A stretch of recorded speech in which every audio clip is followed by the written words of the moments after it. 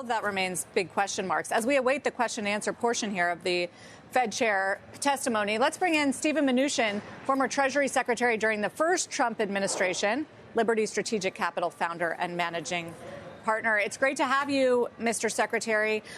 You know, lately, the president has been really brutal with the Fed chair, insulting him. It happened again overnight.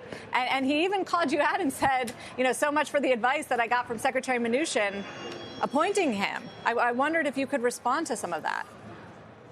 Well, let me first say, I think, you know, the president's been very clear over a long period of time what he thinks should occur on interest rates. And on this part, I do agree with him completely. I do expect the Fed will lower rates. We're going to see target rates come down probably 75 to 100 basis points over the next year. And the market's already priced that in. So, you know, my expectation is that publicly Powell is saying wait and see. But you've seen this with some of the Fed chairs, and I think that's coordinated. You know, if there aren't any surprises, I expect we'll see close to 100 basis points lower in rates. I don't know. Powell's very much wait and see, and he sounds a little nervous that the tariffs are still going to be inflationary. I imagine, you know, after a lot of transitory being wrong, he's going to be extra cautious when it comes to lowering rates this time and making sure that inflation doesn't pop back up. Well, my expectation is you're going to see the president announce a few trade deals. I know many of them have been in the works. I'm hopeful that if they're close and they haven't negotiated, you'll see an extension on the July date.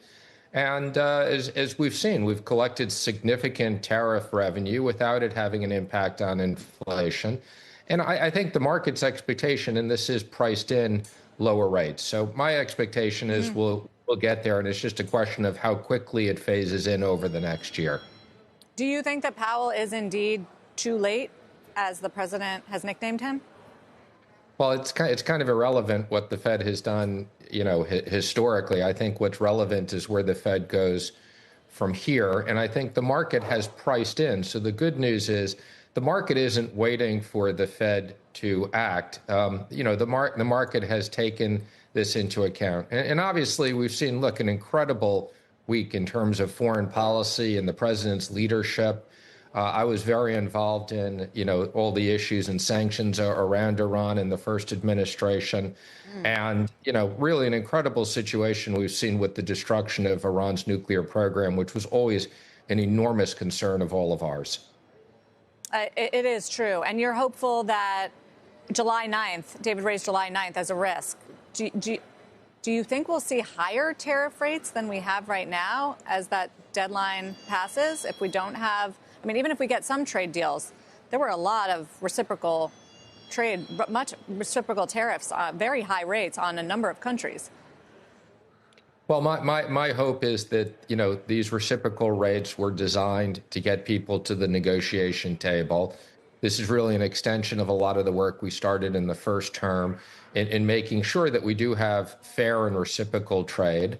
You know, the China deal took a long time. It's good to see that there's a partial understanding on China, but there's still a lot of work left to do with China and others. You know, I'm hopeful that India and Japan and others will get over the finish line. And if they don't, the president will give more time to negotiate as long as there's progress being made. When you say finish line, Mr. Secretary, what is a finish line? What kind of, how loose can the framework be? What constitutes an interim deal at this point? Well, I think the expectation is that you have something that looks like you know, a letter of intent or a letter of understanding. Obviously, you can't design full trade agreements in this period of time, but you can agree on all the major concepts, and you can agree on the tariff rate. You know, speaking of China, Stephen, since we had a lot of conversations around TikTok with you some time back and your potential interest, I haven't been hearing much of anything. The president obviously extended it again 90 days in terms of the ban not taking effect. Anything there, or do you expect that if we do get to a trade agreement with China in some way, that it will loosen up the opportunity for somebody to do something on TikTok? Well, my expectation is that the president will reach an agreement on TikTok. And, you know, I assume he's made a lot of progress, and that's the reason why he continues to extend it. and that there'll be something that meets the obligation. I think the chances are it's not an outright sale. The chances are that, there's some new investors that come in and have a controlling interest, and that there's some ongoing relationship with ByteDance. But those details still need to be negotiated out. Would you still have interest, or you kind of moved on? I think we're sitting on the sidelines. We're busy on other things, but we're rooting for a deal to get done. Sarah mentions sort of the jawboning that the president's been given the Fed chair. One discussion we've had several times last couple of weeks is whether or not getting the Fed to cut at the short end would result in relief at the long end. And I wonder how you're reading the vigilantes at the long end right now. I think the long end already has, the Fed cuts priced in. So, as the Fed has indicated, target Fed fund rates of something like 3.5% next year. You've seen the 10-year come down pretty significantly. Obviously, what's gone on in the oil markets and what's gone on with Iran are all good for the markets. And the fact that the president has now negotiated a ceasefire is all very, very positive. So, my expectation is that the 10-year at 4.30 has a lot of this priced in. We could see the 10-year come down to 4 to 4.25, but my expectation is it doesn't come down much below 4% unless the economy slows, which I don't expect that to occur. What about the big, beautiful bill? There's been some concern in the market about the size of the deficit and just long-term debt and having to increase auction sizes. Do you think that that's justified? What are you hearing, and how do you feel about it?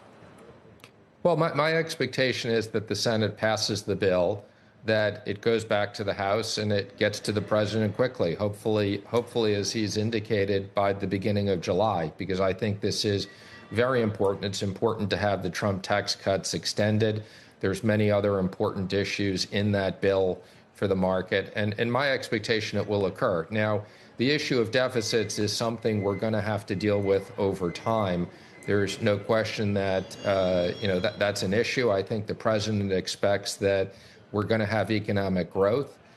Economic growth helps a lot. The difference between 2 and 3% shrinks the deficits a lot. But if we don't have economic growth, we're going to have to look at continued cutting of government spending. Do you think it passes with SALT? Where do you think that the reduction, the cap goes? I think it will pass with SALT. It appears they're negotiating, maintaining the 40,000, but lowering the income threshold. Again, my expectation is that the Senate and House will negotiate an agreement on that. But let me just say, the excitement about the week and really the focus and what's very positive for the markets is really the fact that we no longer have this nuclear risk in Iran, which is just a major change and very important for peace in the Middle East as we look forward.